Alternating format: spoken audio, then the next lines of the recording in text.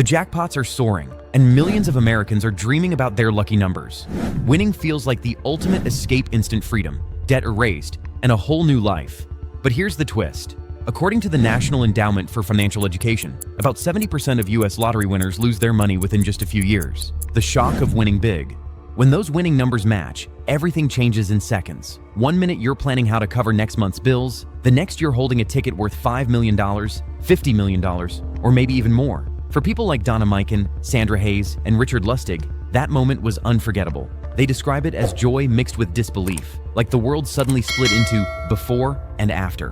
But financial consultant Don McNay, who has worked with dozens of lottery winners, often reminds clients that sudden wealth doesn't change your habits, it magnifies them. If you're disciplined, you can turn your winnings into a lifetime of security. If you're careless, the money can vanish even faster than it came. Studies back this up. The American Bankruptcy Institute reports that lottery winners are more likely than the average person to file for bankruptcy within 5 years. And a study by MIT found that lottery payouts don't prevent bankruptcy for those already struggling, they only delay it. That's why so many jackpots end in financial ruin rather than lifelong comfort.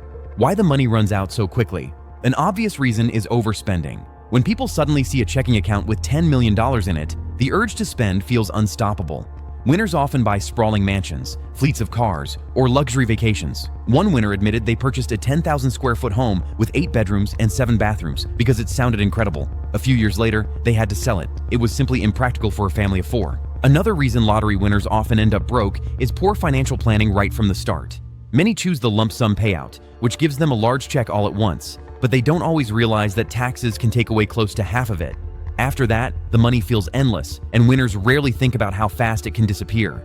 Without a long-term budget or the help of financial advisors, they start living as if the money will last forever. Some quit their jobs immediately, which means no steady income is coming in to balance the new lifestyle. Others invest in risky ventures, trusting the wrong people, or falling for get-rich-quick schemes that promise huge returns. When those investments collapse, so does the safety net. This combination of overspending, taxes, and failed investments can drain fortunes in just a few short years. And then there's comparison. A $6 million jackpot sounds like a dream, but if you're sitting at a lottery winner's dinner where others walked away with $100 million or more, suddenly your win feels small. That mindset pushes some winners to overspend just to keep up. The pull to keep playing. You might assume that once people win, they'd never buy another ticket. But Richard Lustig, who famously won multiple jackpots, explained that winners often keep playing. Why? Because once it's happened, they believe lightning can strike again. Sandra Hayes admitted the same after her win. She still felt drawn to the lottery, confident another ticket could pay off. Second chance drawings, where losing tickets are entered for smaller prizes, become another obsession. Many players don't bother with them, which means the odds improve for those who do. Lustig believed this was one of the smartest plays after his wins, when friends turn into strangers. Perhaps the hardest part of winning isn't the money, it's the people around you. Donna Mikan once shared that a friend came to her with a heartbreaking story about overdue property taxes and the risk of losing her home. Wanting to help, Donna checked public records and discovered the friend wasn't behind at all. The friendship ended instantly. Sandra Hayes described constant pressure from people she once trusted. Suddenly, relatives, co-workers, and even distant acquaintances wanted help, loans, or handouts. What stung most was the entitlement, as if winning automatically made her responsible for fixing everyone else's problems. And it doesn't stop with friends. Neighbors can be judgmental too. One winner recalled hosting a huge July 4th party in an exclusive neighborhood. Not a single neighbor showed up. Their reason? They didn't respect new money. To them, the winners hadn't earned their fortune. Unwanted spotlight. Another challenge is exposure. In many states, lottery winners can't remain anonymous. They're required to attend press conferences, hold oversized checks, and pose for cameras. For private people, that's terrifying. It instantly paints a target on your back for scammers, opportunists, and even distant relatives you've never heard from before. And once the public knows, questions never stop. Do you still have the money? How much is left? Where do you keep it? Winners like Donna Mikan said these conversations became unbearable. As she put it, nobody would dare ask a CEO such questions, but lottery winners are treated differently. Why giving feels better than spending? Still, not every outcome is bleak.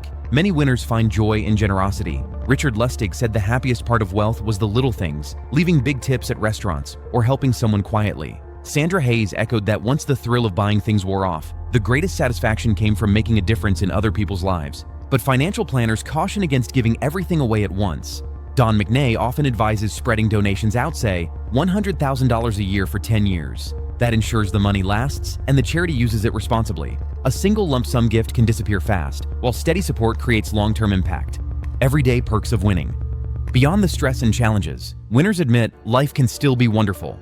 Richard Lustig once joked that true luxury wasn't yachts or jets. It was the day his laundry was picked up from the porch and returned perfectly folded that same evening. Simple conveniences, the kind most people never experience, can feel like the real jackpot. The psychology of financial context. So why do some winners thrive while others collapse? Financial planner Dave Fisher offers an explanation in his book, Destination Wealth. He argues that most of us live with a financial context, an internal story shaped by our upbringing, parents, peers, and community. For many, that context is small. They believe money is scarce, that there's never enough, and that outside forces like taxes or bad luck are to blame. Even when they earn more, they spend more, stuck in the same cycle. Fisher says these people often secretly believe in money for nothing, the idea that money will somehow appear out of thin air. Winning the lottery seems to prove them right, so they spend freely.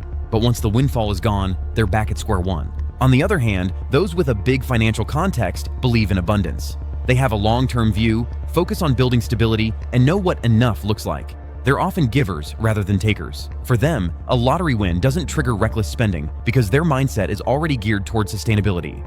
The importance of vision. Fisher argues that the biggest reason lottery wins fail to transform lives is the lack of vision. Simply wanting more money isn't enough. You need to know why you want it. What do you plan to change? What would financial independence look like for you? Without those answers, money becomes fuel for impulsive decisions instead of a tool for building security. He explains that vision has to be personal, not based on comparisons. It's not about impressing neighbors or keeping up with peers. It's about defining what matters to you, whether that's time with family, building a business, or securing your future. Money can help achieve those goals, but only if it's tied to a clear purpose. Income doesn't equal wealth. Fisher also warns against confusing income with wealth. Many people assume that a high income automatically makes you rich, but if every extra dollar is spent, you're no wealthier than before. He compares it to a hamster on a wheel running faster without going anywhere. The true secret, he says, lies in what you do with what you already have. Consistent saving, smart investing, and living within your means are the habits that build lasting wealth. That's why so many lottery winners fail. They never learn those habits before their windfall, so the money slips away. How to shift financial context. The hopeful part of Fisher's message is that financial context isn't fixed.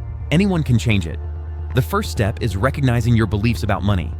Do you feel it's scarce, or do you believe it can be abundant? Do you see money as something outside your control, or as a tool you can manage? Once you're aware, the next step is building a vision and practicing habits that align with it.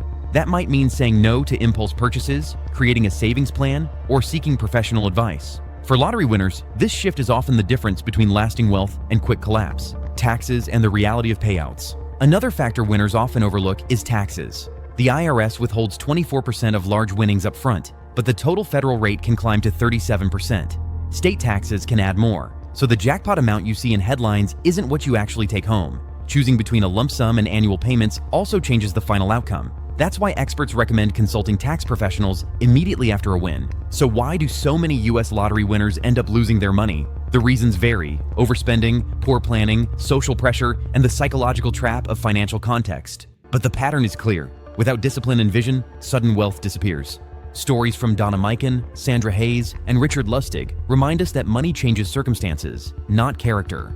Don McNay's experience with winners shows how fragile jackpots can be.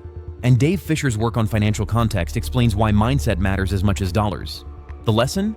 Winning the lottery won't automatically create a better life.